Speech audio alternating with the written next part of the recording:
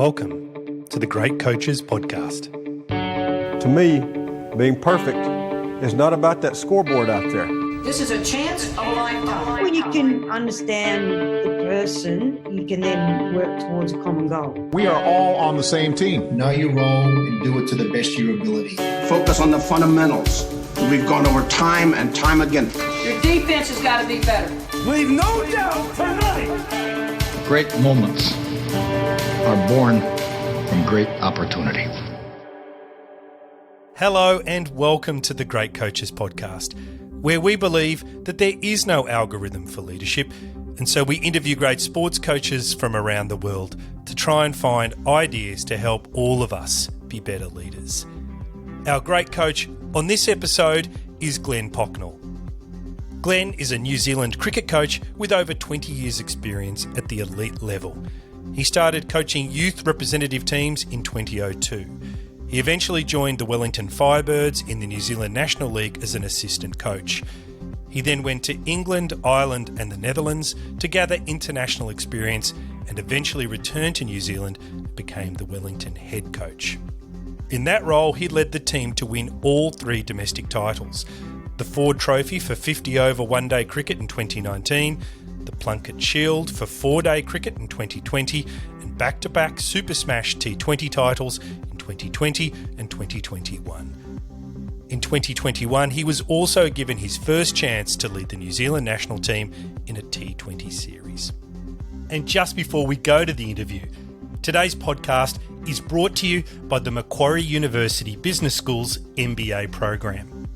Designed to empower, challenge and transform, the Macquarie MBA gives you the business skills and knowledge you need to succeed in an evolving global economy. The program bridges the gap between theory and real-world application, bringing together world-leading professors, executives and industry partners to teach you how business can be used for good. I have just started working with the team at Macquarie on some projects and can attest to the quality of the people and material. To find out more, search for Macquarie University Business School's MBA. And now please enjoy our interview with Glenn Pocknall, which was recorded in September 2022. You're listening to the Great Coaches Podcast.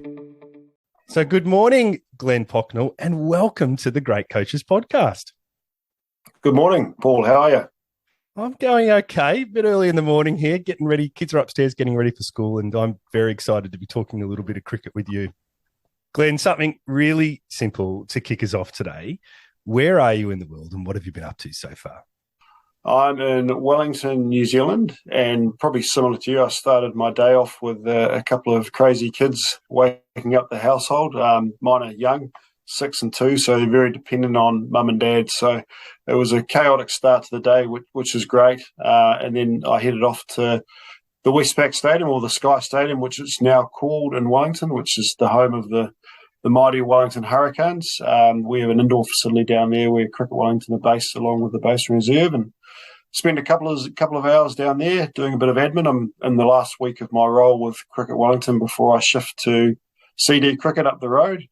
And then had to go and pick my son up early from daycare to take him to the doctor. So it's been an eventful day filled with a bit of work, a bit of play, and a lot revolved around the kids. Well, we're going to talk about Wellington. We're going to talk about CD, and we might even talk about the Black Caps as well in there. So very much looking forward to this discussion. But Glenn, could I start by just name-checking a couple of the really good coaches you've had experience with? Jamie Siddons, there's Mark Bodwick, and of course there's Mike Hesson. And I'm sure you've seen many others along your journey as you've travelled around the world with cricket. But I'm wondering, from your perspective, what is it you think the great coaches do differently that sets them apart? Yeah, it's a great question. And for me, it's the ones that can really sum up an environment quickly.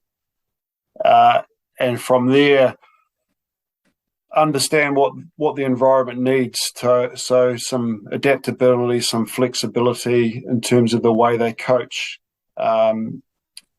Not always the same style, but summing up all those factors and then determining what style is best for the group. That's definitely the the thing that I believe separates the best coaches in the world, and some of those guys you mentioned are outstanding at that, and it certainly comes with experience. Glenn, when you were 18, you were working as a guillotine operator in a factory. I guess firstly I should describe what a guillotine is. It's a blade that chops objects like wood. And this was 2002. Then in 2005, you write yourself a 10-year plan to get to a coaching position at Wellington, which of course eventuated. So I want to start by asking, what advice do you have for others now when it comes to long-term planning? Yeah, it's another really interesting question, because I never would have envisioned myself writing a 10-year plan. I've never really been able to look too much further than a day ahead. But I guess to start it off was, I was having a discussion with my dad about my vision and my goals and where I felt I would like to go, and he suggested, a 10-year plan. And at the time, you kind of laugh about it and have a bit of a joke about it, but I did it, and thankfully a lot of it actually came to fruition. And I don't know why. I don't know if it was just pure luck. But I guess to answer your question, the advice I would give people is try and be really visionary. And what I mean by that is make it, make it the biggest dream possible, the thing that you think you're never going to achieve, but you really want to achieve, and then make it visible for you. And that's what I did. I made it visible. I always had a little pocket in my wallet where every time I opened it, it had there what my vision was and what goal was. And I made some pictures of some Wellington Firebirds players. So every time I saw it, it really created some really positive endorphins and adrenaline, and it just made me a really happy, motivated, positive person. And with that, it gave me that sense of every single day I was contributing to eventually, hopefully, fulfilling that vision, that dream of 10 years down the track. So I think that would be the one piece of advice is, dream big, make it visible. For me, I shared it with a lot of people as well. Some people say don't share it, keep it to yourself, but I shared it with a lot of people because that in some ways made me accountable to it. What it also did is it brought along a lot of other people along for the ride with me who helped me and supported me, which at the end of the day is you're going to need that in whatever facet or career you turn to in life. So, as I said at the start, I never would have envisaged kind of writing that, and I'm probably in the process now of looking 10 years ahead and seeing what that looks like. And the first question is always the hardest, where do I want to be in 10 years? So that's the next challenge for me. Well, you just said in there in your answer that you shared it with people. And I understand you did share it with one person in particular, and the advice you got was to get out of your comfort zone. How did that experience of getting out of your comfort zone shape you as a leader? Yeah, it did. Like it was probably a couple of years after that, but it was a CEO at the time, Gavin Larson, who's now the chairman of selectors for the Black Caps. I shared this with him, and he basically said, well, you've got to leave Wellington, you've got to go overseas. And I was a little bit shocked to kind of hear that. Great advice, great honesty. And he said the reasonings are because you need to get out of your comfort zone. Just as you've said, you need to explore the world. You need to be in different environments because it's going to grow you as a person. And that's ultimately what it did, being in environments where I was uncomfortable, where I didn't know the people, I couldn't speak their language. Culturally, we're on completely different wavelengths. I found that my natural persona and my natural character of being calm and considered really had to be at the forefront of everything I did, whether that be coaching or whether that be going to the supermarket. So it tested that that character trait or that coaching trait that I had, and it tested it under extreme pressure in some regards because I was thrown in the deep end. But at the same time, it also showed me that my approach and my way of dealing with those challenges was actually really successful. To take a deep breath, step back, think of a plan, and then present the plan to the players or present the plan to myself in terms of the area I was heading into. And that journey took you to Ireland, Scotland, England, and of course, back to Wellington. And you come back to Wellington and you're an assistant coach. And what I find really interesting is that you step up from that assistant coach into the head coach role. For a lot of people, that transition of having peers and then leading them is difficult. I'm just really curious, Glenn, how did you manage that transition? Yeah, I was very fortunate that it was a gradual process. I was involved as an assistant coach for 7 years, but fortunate in the regards throughout that time. Firstly, when Jamie Siddons was a coach, he had 3 young kids, so he had time away with, as we all do when we've got young kids from time to time, missed the odd training here, missed the odd game here and there. So I was lucky in those early days I got opportunities without leading the team for weeks on end or matches on end. I got small little snippets of how I wanted to go about it, and I couldn't really change anything. Not that I would change anything. I had to kind of keep the ship rolling how Jamie had it rolling, which was fine. And then latterly, Bruce Edgar came on as head coach, and similar with him, had the odd training, odd match here and there.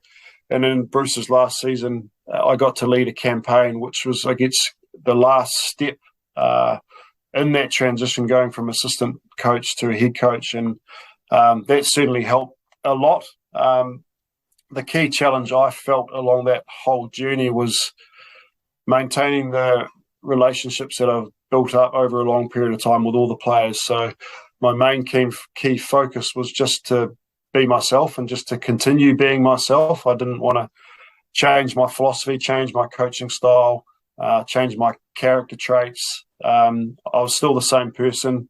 I just had a different role title, and with that different role title came different responsibilities. So, yeah, fortunate I did get that opportunity through those other 2 coaches to transition very gradually through that. Otherwise, I don't know how it would have gone, just because it can go the other way with a lot of coaches. I've seen it a few times before where all of a sudden they're thrusted into a head coach role and they completely change the way they are and the way they go about things, and it's not necessarily who they are. So that authenticity as a coach and a person is very important in a player's eyes. Glenn, I've got this great quote from you, and I'd like to read it before I ask the next question. You say, every team probably sits down and talks about some key words like commitment, excellence, determination, whatever it may be, coming up with these words that they want to live by. But the hard thing is actually living them. So we try to live them through sharing experiences.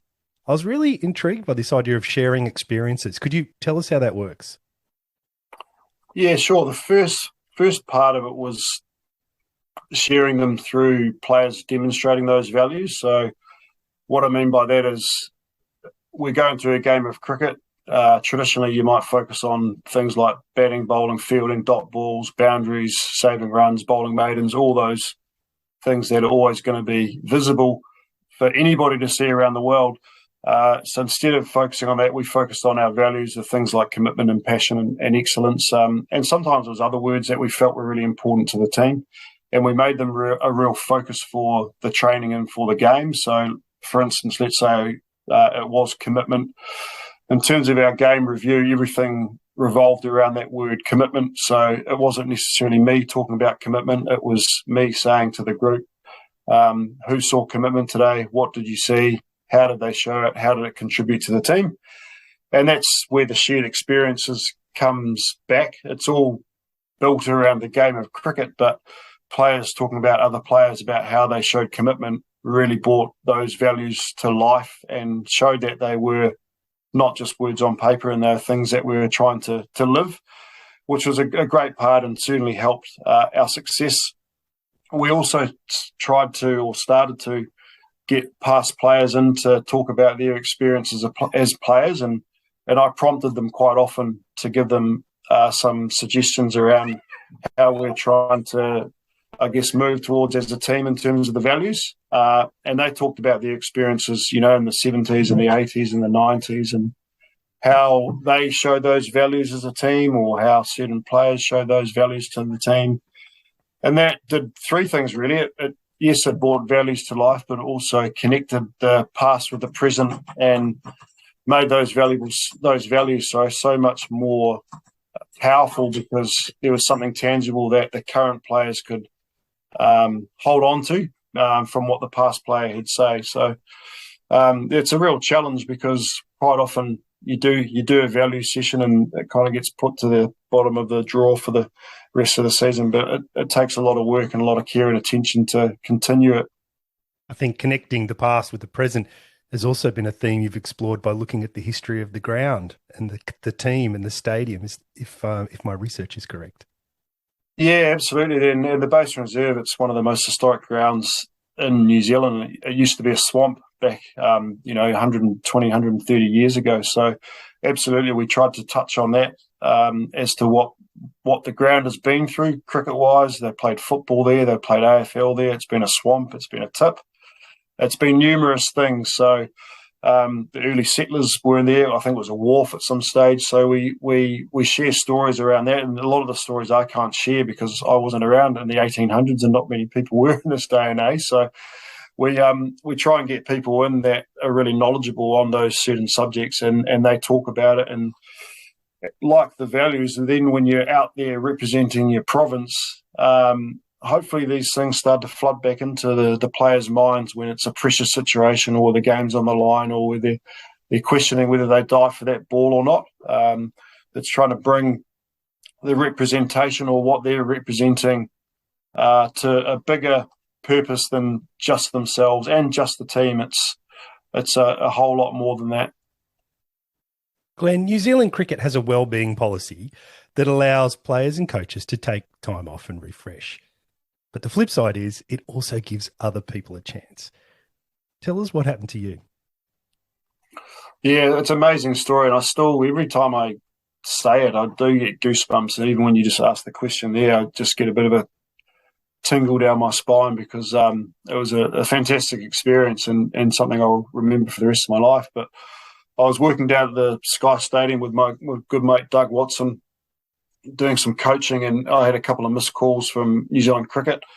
And at the time, you kind of think, oh, what a New Zealand cricket wanting to get hold of me. It's the middle of winter, and we're in lockdown. We've just come out of lockdowns and things like the rest of the world. So I rang back Brian Stronach from New Zealand cricket later that afternoon, and he jumped straight in and said, oh, we want you to be the Black Caps coach for the Bangladesh and Pakistan tours. And I was speechless. I had no idea what to say. Well, I said yes, obviously, but that was just the natural reaction was yes. And then I took 3 or 4 hours before I actually told anybody, because I needed it to really sink in. And I got home and sat down with my partner and told her, and her reaction, because I wasn't quite sure how it was going to go, given we've got young kids and, we're in a pandemic at the moment, and I was going to be kind of ditching them for that. But her reaction was, one of pure excitement, which made me even more excited. So, yeah, a very surreal moment, but a very special moment that I'll look back on years to come with a huge amount of pride in. I don't think you're finished with the Black Caps coaching just yet, but we can potentially get to that a little bit later on. Glenn, language is very important to you. And I've read where you try not to use the word development. Can you tell us about your approach to communication? Yeah, I've done a huge amount of study on language and words and done a huge amount of reading on it. And it's confused me, but it's also clarified my thinking. I think naturally when you get more knowledge and do more research, it can challenge your philosophies and your way of thinking. But certainly in the long run, I saw the benefits of language because I experimented and tried a lot of these philosophies out with players and teams. And I think the words that you use have a huge impact on how players either interpret you or misinterpret you. So what you say is very important. And the end goal for me is trying to get the player to understand you, but you're wanting them to understand you so they do improve. Ultimately, that's what the end goal is. We want players to improve so they're better. And yes, use that example about development. And what I try and do, I've done it probably for the last 4 years now, is I go into every training session and I give myself mini goals. So, for instance, I had a phase where I didn't want to use the word why. So I took that completely out of my vocabulary when I was talking to players. And the reason I wanted to do that was because the word why can be a little bit imposing. It could be seen that you're questioning a person's motive for doing something. And it can be a player can put a wall up, and then if they put the wall up or if they feel that defensive nature, you're not going to get much out of them. They're certainly not going to learn from what you're trying to help them with. So that did a couple of things. It certainly challenged my coaching because I had to ask questions in a different way, using the words, what made you make that decision? How did you come to that decision? Could you have made a different decision? Did you have another option? So instead of just saying, why did you do that? I had 4, 5, 6 different options to not just ask one question, but ask more questions to dig a little bit deeper into the player's mindset, to bring more to the surface, which is hopefully going to get a better outcome for both the player and me, because we're going to understand each other a lot better. So, look, I found it, and I still find it very, very challenging, because ultimately you want to get 100% learning capacity off a player every time you talk to them or every time you coach them. And maybe that's not achievable, but that's something that I'm certainly striving for as a coach, because with that, you're going to have players that are going to improve quicker. And if they improve quicker, they're going to become better quicker, and the outcomes are going to be better, which ultimately is a goal that every coach wants their players to achieve. Is there an example of another experiment you've run with language that you could share with us? Yeah, I've used a lot of words. Like I've used the word try not to use the word how. Why is definitely the one I've focused on, because that's the one during my research has said that that's the one that we've got to try and stop using. Not so much other words, but I've tried to give no feedback. So I might just ask questions and give no feedback. And again, the reason for this is to remove any judgment, because quite often we'll ask a question, somebody will answer it, and then we'll jump in and we'll give our point of view, which in some instances that's fine. But I felt at a time with some players that it was better for me just to listen and observe and give them the opportunity. So I just listened and listened and listened. And again, that's a challenge, because as a coach, you have to say something. You're the leader. It's your role to help them. And in some instances, yes, that is the case. So I felt, I want to try and remove any judgment of players and just listen. And I found that so rewarding, because with the particular players I've tried it with, you just see their confidence rise, because they're basically being given a voice, and they're being allowed to share their own opinion without somebody giving them another option or telling them to try something else or going in another direction. Glenn, I've also heard you talk about the importance of mind management. That's the phrase that you use. And you talk about it in the context of controlling the mind under pressure. Now, if someone wanted to get better at helping their teams achieve this, where would you tell them to start? The simple answer is training more under pressure. And pressure comes in different forms. In cricket, pressure comes with scoreboard, with runs and wickets and wins and losses, and a fast bowler, a slow bowler, skill levels. So it's really trying to test a lot of that under pressure, but also thinking a little bit outside the box, which is where I try and be quite innovative with trying to do those things, but do them in a slightly different way. So I did one a couple of weeks ago where I was throwing balls to a player, and I switched the pitch around so it was diagonal facing. And this is in an indoor centre where players are just not used to that. They're used to everything being straight lines. There's a background where they can see the ball, and you be quite robotic in that motion, similar to a cricket pitch. So I thought, I'm going to do this. I'm going to go diagonal and just see how it goes. Different background, slightly different surface. And it was great. I debriefed the players afterwards, and I said, "How did you find that?" And they said it was really challenging because we've never have to face that way. We've always faced this way. And how did it affect your mind? Well, started to think about the surface and about why has he changed the parameters here with our training, and what's going on in his mind. So all the things that would happen in a game, but slightly different. So we discussed, okay, if that happens in a game, what do you need to think about? And then that gets them back to your original question around the mind management. Do you want to be thinking those thoughts, or is there another thing you want to be thinking about? So for me, it's just trying to create pressure or anxiety. And then the key part of all of that is talking about it at the end, and then having a strategy for when you do it next. And we're in Wellington, and probably most parts of New Zealand, we're indoors for 5-6 months of the year. So we do a lot of training, and it's easy just to hit balls and not train the mind. That's not really going to be any benefit whatsoever. So trying to do examples like that and get deep into the mind and get them uncomfortable, and then come again the next day and try it again and incorporate some of those strategies really helps players prepare for what they may face in a game in a slightly different context. Glenn, I know that data is very important to you as a coach. You use it a lot. You talk about how you use it, but I'm wondering if you could share an example of a time you looked beyond the data to improve performance. Yeah, this is a good question too, because you're right. It's I do use data because it's so valuable and it's so readily available with cricket. The game is so outcome-based. But it does only tell a part of the story. But I've got a really good example with this, where we had a player who was our fastest in our group with all the running tests.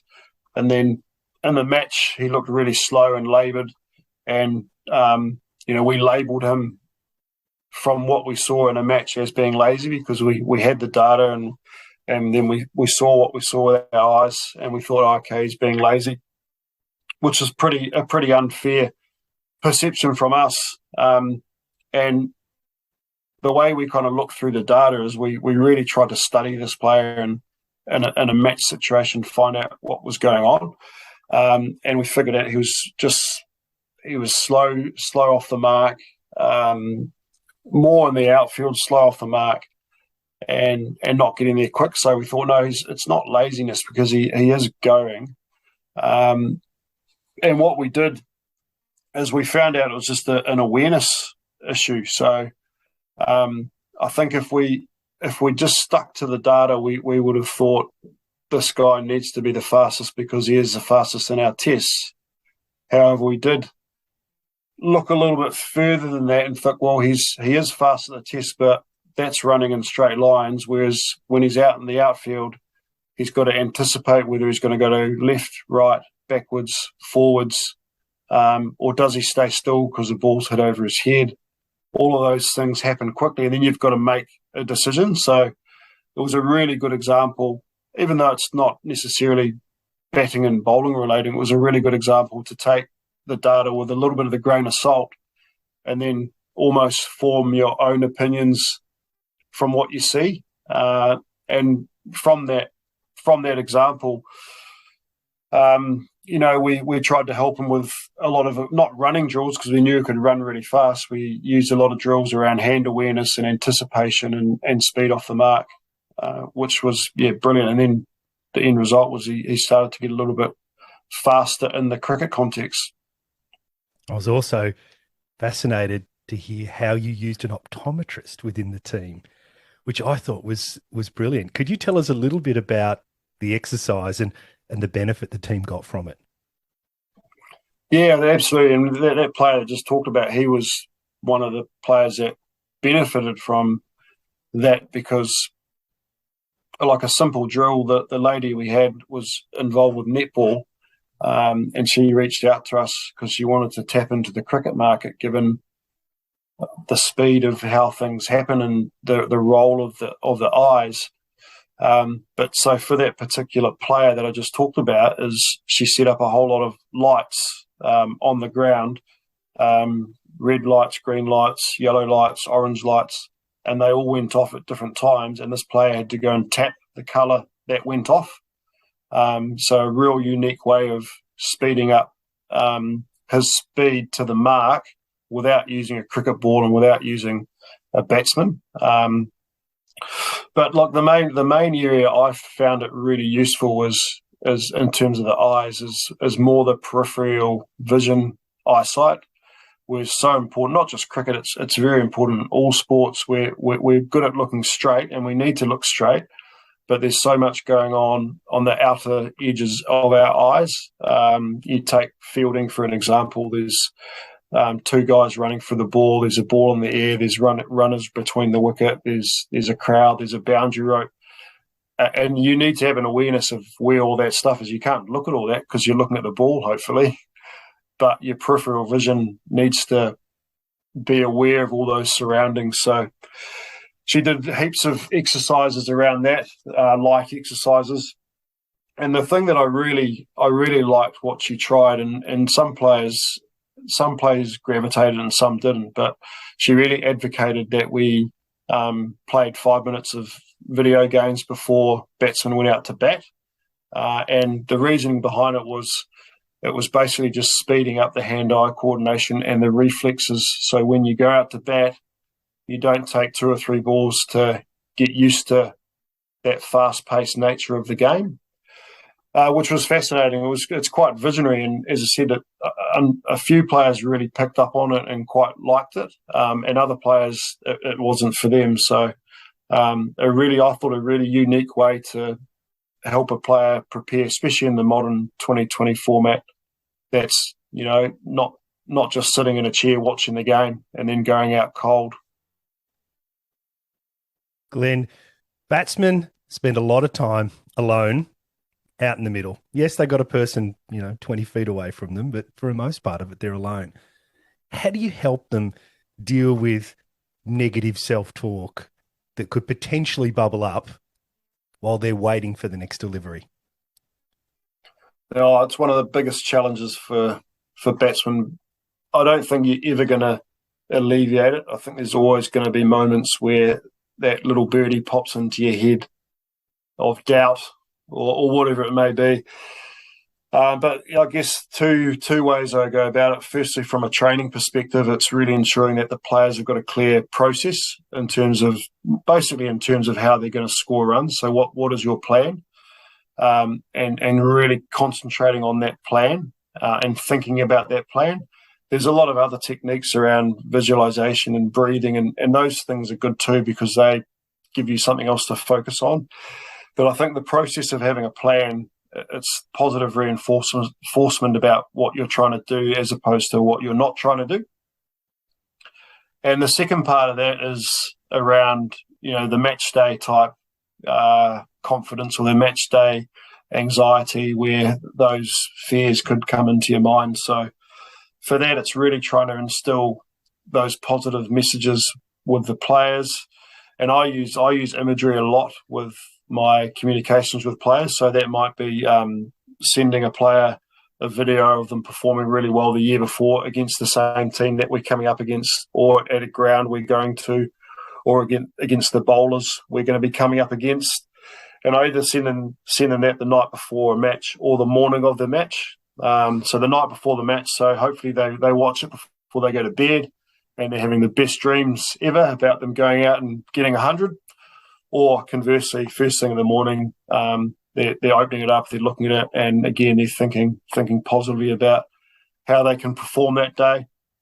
None of that guarantees that little birdie's not going to pop in their head, but I think they're things that I've really gravitated towards through my experience as a coach, and I believe more often than not they do help alleviate some of those thoughts that can pop into the batsmen's minds. What gives you confidence as a coach, Glenn? Yeah, that's great. It's a great question. No one's ever asked me that. And I definitely get confidence from preparation, just being prepared. And I've had to be really prepared early on in my career, given I'd never played to a high level I became a bit of a compulsive planner and just being very detailed in what I needed to do and how I wanted to run a training session. I've definitely learned to be a lot more flexible as time's gone on. That's just due to experience, but I definitely get confidence just from being well prepared for a coaching session, for a game. And the second part of confidence is I think it's hard not to get confidence from having success, whether that's team success or player success. But I think I probably take more confidence from seeing players perform individually, because team-wise, there's a lot of different moving parts that contribute to that. And essentially, when they go over the white line, the captain's the one who's pulling all the strings, so he holds a huge amount of the responsibility, and also a lot of the kudos needs to go to that person in that situation. But seeing players perform individually take a lot of confidence, because you have a huge amount of time with players individually, and I feel you have a lot more control of them putting their best foot forward in terms of performance. Glenn, just perhaps one last question before we finish. And it's, again, I'd like to read a quote to you before I ask the question. You say, "I fell in love with coaching because it was pretty cool seeing other people do well and other people live out some of their dreams and some of their hopes that they wanted to achieve. And seeing people smile and things like that, it gave me a different buzz." So I'd like to just close by asking, in the distant future, when you do retire and hang up that whistle, pack away the clipboard, what's the legacy with these people you've helped smile that you would like to have achieved? Yeah, it's one of the questions you kind of constantly ask on coaching courses and forums around philosophies and legacies, and look, it really evolves for me. But I think the main thing for me is that they've enjoyed the experiences that they've been a part of. And an experience for me is, it's a match, yes, it's a training. It might be a meal out. It might be time in the changing room. It might just be a one-on-one interaction. So if they can go away and I can go away and we've enjoyed those experiences, then for me that'll be a massive result. And the other part for me is really, of late anyway, is my philosophy has been a lot more about the individual, and it does go a little bit against some coaches' philosophies, where it's a little bit more around the team and team first. But I find it really important that in the environments I'm in, I need to work and adapt around the individual players' needs and what suits them, as opposed to the other way, where they have to conform or they have to buy in, to use a better word, of how we do things. And I feel that's the way the modern game has gone now. We have to adapt to individuals and not give them leniency, but understand their needs and understand their challenges, because if we do, we're going to get the best out of that player. And if we get the best out of the player, the natural result is they're going to be a great team player and they're going to be a team first player. So as I said, it's certainly, my philosophy's changed, and it's a lot more around the player as opposed to the team, and working with all those players on an individual level to get the best out of them. Oh, Glenn, it's been great meeting you today and spending a little bit of time listening to your story. I'm sure you're going to be back coaching the Black Caps one day, and I wish you all the best with that, unless you're playing Australia. Thanks for that, Paul. Hi everyone, you have been listening to the great coach, Glenn Pocknall. I hope you got a lot out of Glenn's reflective and deep style and found a few ideas that you can bring to your own dinner table, locker room or boardroom table for discussion. Glenn was a great guest, very honest and forthright, and some of the key highlights for me when I listened back were the way he prioritises asking questions when working with athletes, so that he can maximise the learning capacity of every interaction he has with them. How he moved beyond talking about team values to creating moments when they could experience these values together. And how, when he was promoted from within the team into the head coach role, he stayed focused on being authentic and trying not to change his style in the way that he had seen other first-time head coaches do. I hope you enjoyed it as much as we did.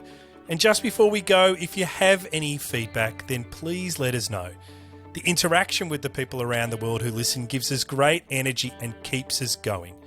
All the details on how to connect with us are in the show notes or on our website, thegreatcoachespodcast.com.